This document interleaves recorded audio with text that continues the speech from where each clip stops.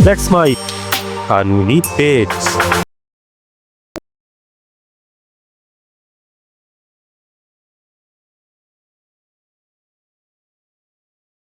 Let's mic कानूनी page पर मैं अब्दुल हनीफ और आज हम बात करने वाले हैं अक्टूबर 2025 में सुप्रीम कोर्ट के दिए कुछ ऐसे मामलों के बारे में जो न सिर्फ आमजन के लिए लाभदायक हैं बल्कि जिनकी जानकारी एक वकील के बुनियादी समझ को भी बढ़ाने वाली है।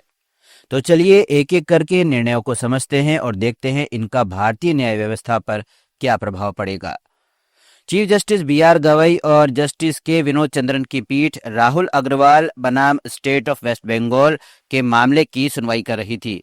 इस मामले में सुप्रीम कोर्ट को यह तय करना था कि क्या मजिस्ट्रेट किसी व्यक्ति, चाहे वह अभियुक्त हो या गवाह, ऐसे व्यक्तियों को आवाज का नमूना देने के आदेश दे सकता है। सुप्रीम कोर्ट ने इस मामले पर फैसला सुनाते हुए कहा कि हाँ, मजिस्ट्रेट को ये अधिकार है और ये अधिकार न केवल अभियुक्त तक सीमित है बल्कि गवाहों तक भी विस्तृत है।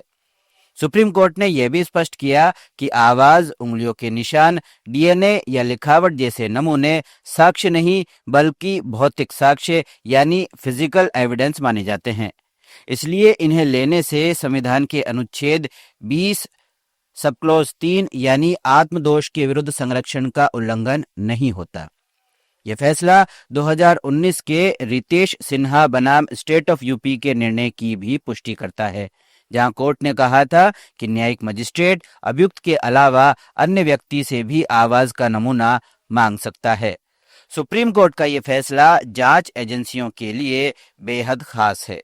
कई बार ऐसे मामलों में जहां आरोपी के बजाय गवाहों के बयानों की सत्यता जांच की जानी होती है, वहां आवाज के नमूने बेहद सहायक सिद्ध हो सकते हैं।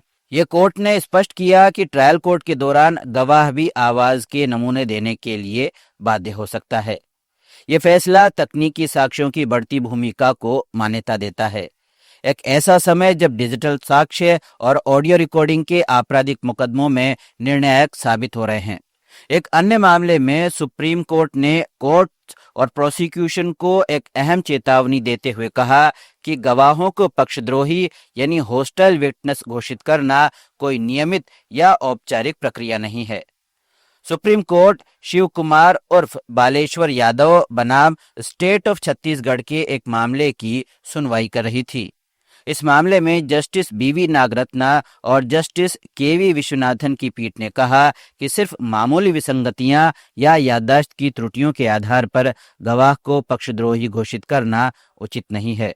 यह कदम तभी उठाया जाना चाहिए जब गवाह पूरी तरह से अभियोजन के खिलाफ चला गया हो या झूठ बोल रहा हो या स्पष्ट शत्रुता नजर आ रही हो। अक्सर अभियोजन पक्ष जल्दबाजी में अपने पक्षकारों को होस्टाइल घोषित कर देता है ताकि जिरह के दौरान लचीलापन मिल सके, लेकिन सुप्रीम कोर्ट ने कहा यह विवेकाधिकार केवल असाधारण परिस्थितियों में ही प्रयोग में लिया जाना चाहिए।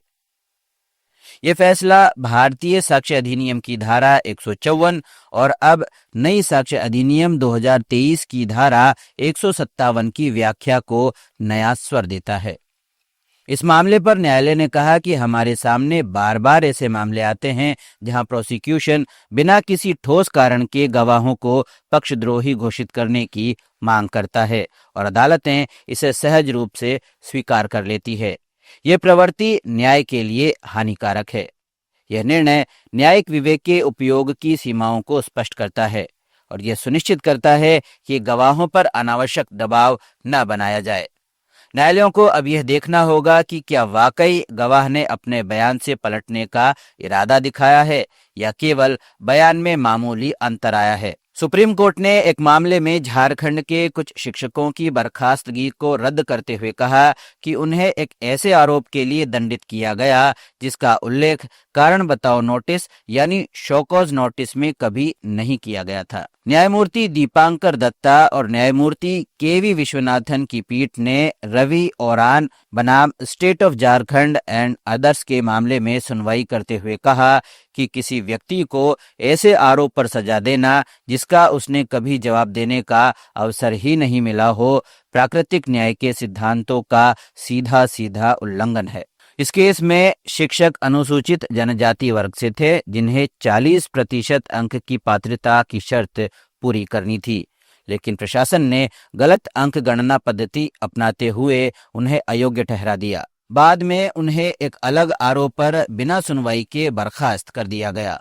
ये फैसला सरकारी सेवा और अनुशासनात्मक कार्रवाई में प्राकृतिक न्याय यानी प्रिंसिपल ऑफ नेचुरल जस्टिस की अहमियत को पुनः रेखांकित करता है। सुनवाई का अधिकार, सूचना का अधिकार और उचित प्रक्रिया, ये सब अनुच्छेद 14 और 21 के मूल सिद्धांत हैं। ये फैसला बताता है कि प्रशासनिक मनमानी पर सुप्रीम कोर्ट की पैनी नजर है। किसी भी नागरिक को तब तक दोषी नहीं ठहराया जा सकता जब तक उसे अपने बचाव का पूरा अवसर न दिया जाए। सुप्रीम कोर्ट ने सिविल प्रक्रिया संहिता सीपीसी के ऑर्डर 7 रूल 11 से संबंधित मामले में कहा है कि वाद पत्र को खारिज करने के लिए केवल उसी के कथनों पर विचार किया जाएगा। प्रतिवादी के बचाव या किसी बाहरी साक्ष्य को इस स्तर पर नहीं देखा जा सकता। न्यायमूर्ति जेबी पारदीवाला और न्यायमूर्ति मनोज मिश्रा की पीठ ने करम सिंह वर्सेस अमरजीत सिंह व अन्य के मामले में सुनवाई कर रही थी। अक्सर अधीनस्थ अदालतें प्रतिवादी के जवाब या दस्तावेज को देखकर यह तय कर लेती है कि मामला टिकेगा या नहीं, लेकिन सुप्रीम कोर्ट ने साफ कहा यह तरीका गलत है। वाद पत्र की वैधता सिर्फ उसमें लिखे गए तथ्यों से ही की जाएगी। यह फैसला ट्रायल कोर्ट के लिए एक महत्वपूर्ण मार्गदर्शक है।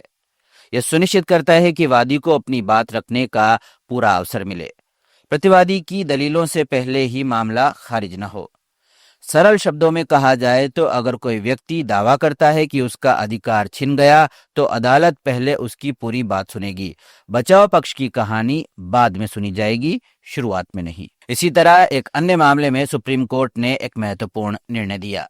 सुप्रीम कोर्ट ने and others versus state of Karnataka के मामले में कहा कि जब किसी मामले के लिए न्यायाधिकरण यानी ट्रिब्यूनल उपलब्ध हो तो उच्च न्यायालय को अपनी रिट अधिकार क्षेत्र आर्टिकल 226 का प्रयोग नहीं करना चाहिए।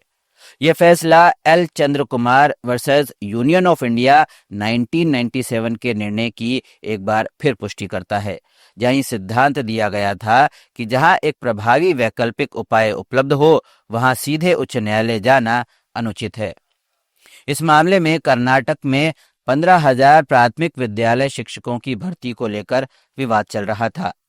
याचिकाकर्ताओं ने सीधे हाईकोर्ट का दरवाजा खटखटाया, जबकि सेवा विवादों के लिए कर्नाटक राज्य प्रशासनिक न्यायाधिकरण का रास्ता खुला हुआ था। सुप्रीम कोर्ट ने कहा कि जब तक कोई विशेष मंच जैसे न्यायाधिकरण पहले से मौजूद हो तो उसी मंच से न्याय लेना जरूरी है, वरना ये समानांतर न्याय व्यवस्था की अराजकता को पैदा करेगा। यह फैसला न्याय प्रणाली के अनुशासन और संरचना को मजबूत करता है। अब सेवा विवादों या प्रशासनिक मामलों में याचिकाकर्ताओं को पहले ट्रिब्यूनल के समक्ष जाना होगा। अक्टूबर 2025 में दिए गए इन 5 फैसलों में सुप्रीम कोर्ट ने 5 अलग अलग क्षेत्रों को छुआ है। इन सभी निर्णयों का मूल संदेश यही है, न्याय केवल परिणाम नहीं बल्कि प्रक्रिया भी है। जब प्रक्रिया पारदर्शी, निष्पक्ष और संविधान के अनुरूप होती है तभी न्याय की वास्तविक भावना साकार होती है।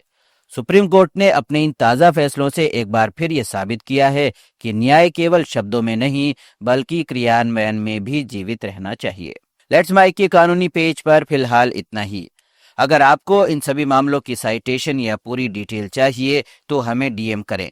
साथ ही हमारे ऐप को डाउनलोड करें, हमारे YouTube channel, Facebook page, Instagram को सब्सक्राइब करें ताकि आपको कानून से जुड़ी ताज़ा तरीन जानकारी लगातार मिलती रहे।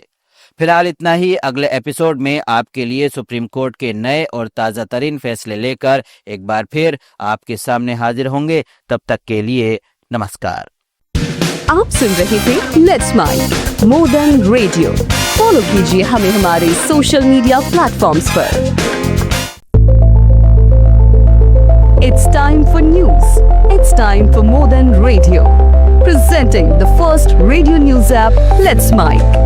Let's Mic, a news-based app on your phone where you get to watch and listen news, talk shows, interviews, radio show podcasts.